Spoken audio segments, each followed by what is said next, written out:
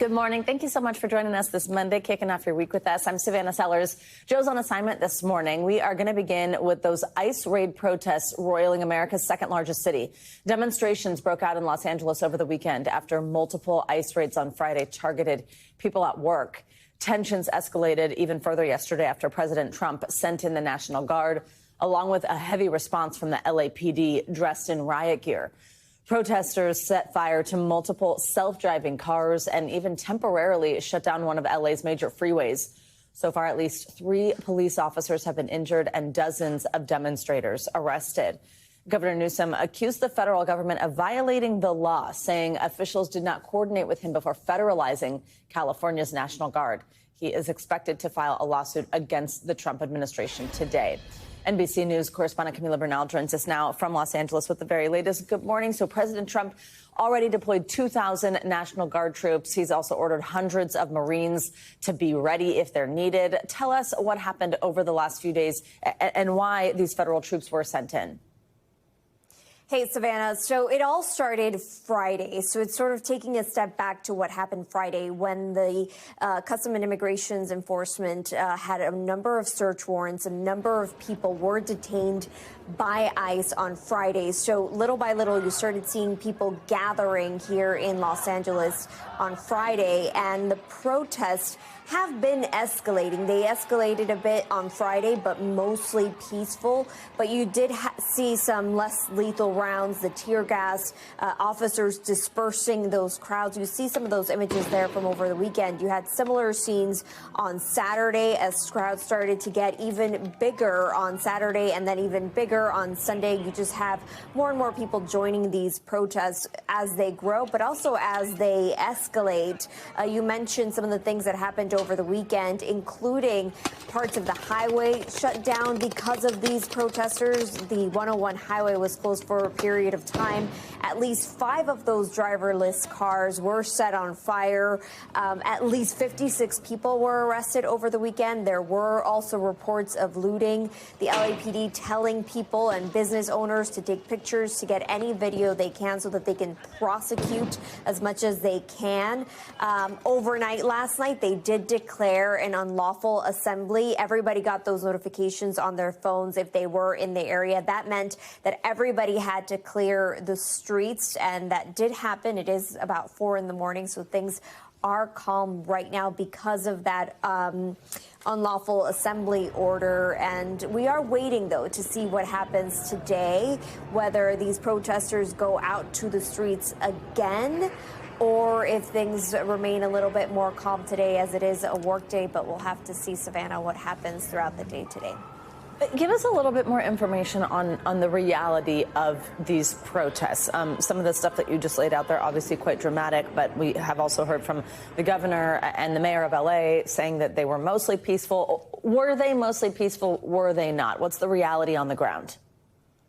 I think you have a little bit of both. There were definitely protesters who've been out there peacefully protesting, and a lot of it obviously goes back to the issue of the ICE arrests. There are people who are very upset about what's happening here in Los Angeles because this is an area with a large minority population. There's obviously a large Latino population, a large undocumented population, and people were upset about seeing these ICE raids in places like Home Depot. That is not normally what would happen with these arrests. Yes, there are search warrants and arrest warrants for people with criminal records, but when it comes to picking up people who are working at Home Depot, I think that sparked a lot of anger and fear from people in this community. So there were definitely many who went out to protest this and who were peaceful. But as you are seeing in the images on your screen, there were escalations, and there always is a group, usually people who want to be there to cause trouble, who want to be there to cause what you see on your screen. And we definitely saw that escalation after the National Guard came in. So it does become political. It becomes heated, it becomes tense, and it does become chaotic in certain points as these protests continue. Savannah. Governor Newsom was quite critical of President Trump yesterday. This was on MSNBC, blaming him for these events unfolding. Let's listen to a little bit. This is about command and control. This is about power. This is about ego. my way or the highway. This is a consistent pattern of practice, of recklessness. This guy has abandoned the core principles of this great democracy. This morning, the governor is set to file a lawsuit against the administration. Tell us about this. Yeah, so normally the National Guard comes as a request of the governor. That is not what happened in this case. Governor Gavin Newsom saying he does not want the National Guard here. He feels like this fuels this situation and creates the chaos. He said he spoke to the president on Friday and they did not speak about bringing in the National Guard. So he said that the president lied to him and lied to the public as he said that these National Guard troops were needed in L.A. Now, the president has been posting on social media. He's posting a lot, saying that troops need to be brought in, speaking about people needing to be arrested, about people just looking bad here in L.A. So, again, you have two very heated parts of this argument, but in the middle there are people who truly care about these ICE arrests and who are upset, Savannah. Camilla Bernal, thank you so much for your reporting here and starting us out this hour.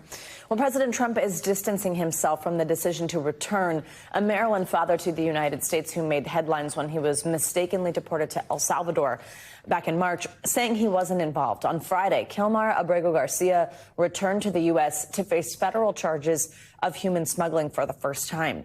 He appeared in federal court in Tennessee that same day. President Trump said he thinks the government has a, quote, very easy case against him. Democrats have argued that the 29-year-old was denied due process when he was first detained and deported. And now this is all despite a previous court order barring him from being sent back to his home country. Well, let's bring in NBC News senior Homeland Security correspondent Julia Ainsley. Julia, good morning. So this battle over Abrego Garcia, it went all the way to the Supreme Court. Our viewers may remember it ruled that the Trump administration had to, quote, facilitate his return. That is something that Homeland Security Secretary Kristi Noem said would never happen. Who ultimately made this call to bring him back and why now? Yeah, you can remember there was a big debate over what facilitate meant. There was that Oval Office meeting with the president of El Salvador saying he wouldn't bring Bukele back to the United States because that would be smuggling a terrorist back into this country. There was a lot of political turmoil over the fate of this one man. It's actually unclear who actually made the call because Trump is saying that he didn't. We could imagine that there was obviously some talk between perhaps the State Department talking to other officials at their level in El Salvador. And we also know that Abrego Garcia was moved out of that high security prison recently to a lower security prison where they say they do not have any members of MS-13. So it was in El Salvador's best interest to get him out of that situation as well if they're going to continue to make that call. Now, we did hear from Attorney General Pam Bondi when she announced that he would be returning because the Trump administration wants to be very clear he's not off the hook and they plan to prosecute him and deport him again. Here's what she said on Friday. Our government presented El Salvador with an arrest warrant, and they agreed to return him to our country. Upon completion of his sentence, we anticipate he will be returned to his home country of El Salvador. The grand jury found that over the past 9 years, Abrego Garcia has played a significant role in an alien smuggling ring. So on top of the back channeling between the Justice Department, State Department with El Salvador, there was also a secret grand jury meeting in Tennessee. And on May 21st, they delivered an indictment that remained under seal until late last week about his criminal activity, charging him with things he had committed around before 2019, including possibly smuggling people through the United States. So all of this coming to light now, Savannah. Julia, tell us a little bit more about the case against him. We heard some of it there from the Attorney General, but the president said that he thinks it's an easy case for the government, as I mentioned. Tell us exactly the charges here and where these charges have been since he was taken into custody back in March. Well, overall, they're zeroing in on a traffic stop in Tennessee where he was stopped with 6 other men. They are alleging that could have been part of trafficking. In fact, Pam Bondi said that he trafficked many people, including women and children, over several years. Now, all of these are charges. He has not yet appeared before a court to defend himself, and his lawyers are pushing back, saying that this man was essentially disappeared to El Salvador, and they want the chance to be able to defend him in court. They say after months of delay and secrecy, they're bringing him back, not to correct their error, but to prosecute him. Due process means the chance to defend yourself before you're punished, not after. Julia, Abrego Garcia remains in federal custody in Tennessee, as you've mentioned. So what is next here? Well, it means he will now go before a federal judge in the Middle District of Tennessee, and he will be able to defend himself against those charges. Remember, there's also an immigration court ruling that said he could not be deported to El Salvador. So if he is charged, convicted, and serves his time, it would then be up to an immigration judge to decide how and when he is deported. All right, Julia Ainsley, thank you as always.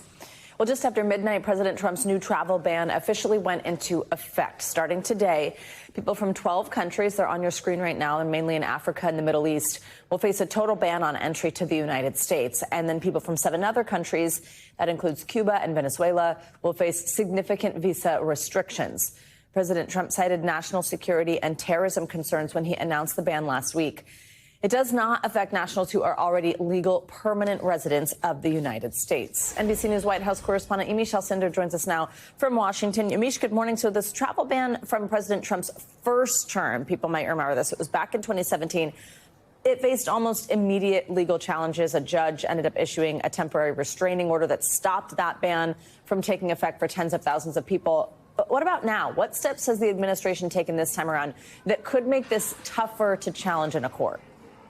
Well, good morning, Savannah. What's interesting about this new travel ban is that this is Trump 2.0. President Trump has learned from his first term that first travel ban was specifically targeting a lot of Muslim majority countries. And the president had been telegraphing that he wanted to ban Muslims specifically from coming into the United States. Now, in this new travel ban, it's more diverse in terms of the countries. You have, of course, as you said, the Middle East and Africa, but you also have Cuba, you have Venezuela, you have Haiti. So there are other countries that are on this list. And now the Trump administration is saying this isn't just about religion. This is about what they say is national security risks and terrorism risks, saying that some of these countries aren't doing well when it comes to vetting the people that they're allowing to come to the United States. They're also saying that they had a study done and that some of the states and some of the countries that they're looking at in particular, that they're known for their residents overstaying their visas frequently. So this is in some ways President Trump and his allies and his aides trying to in some ways really tailor this travel ban. I think the big question and the big test will be whether or not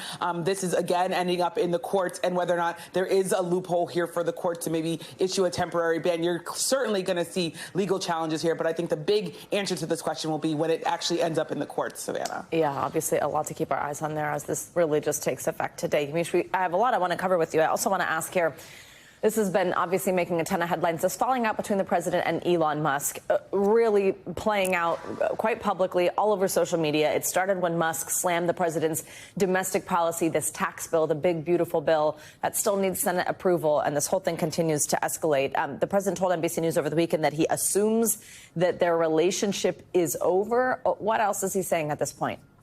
It's really interesting because President Trump is saying he has no desire at all to reconcile with Elon Musk, who, of course, is the richest man in the world and someone who was a close ally of him and donated millions and millions of dollars to his campaign. The president also told Kristen Welker, of course, the moderator of Meet the Press, that Elon Musk would face, quote, serious consequences if he started to fund Democrats to run against Republicans, because Elon Musk is essentially threatening the idea of threatening to primary Republicans who maybe back this bill that is going to be adding trillions of dollars to the national debt. The other thing that's interesting is that you have Trump allies like Stephen Bannon saying that the president should launch investigations into things like Elon Musk's immigration status, his contracts with the federal government. So this could get worse for Elon Musk, and President Trump could sort of up the ante here, though I should say over the weekend there was sort of less of the arguing. So it'll be interesting to see whether or not this week brings more arguing.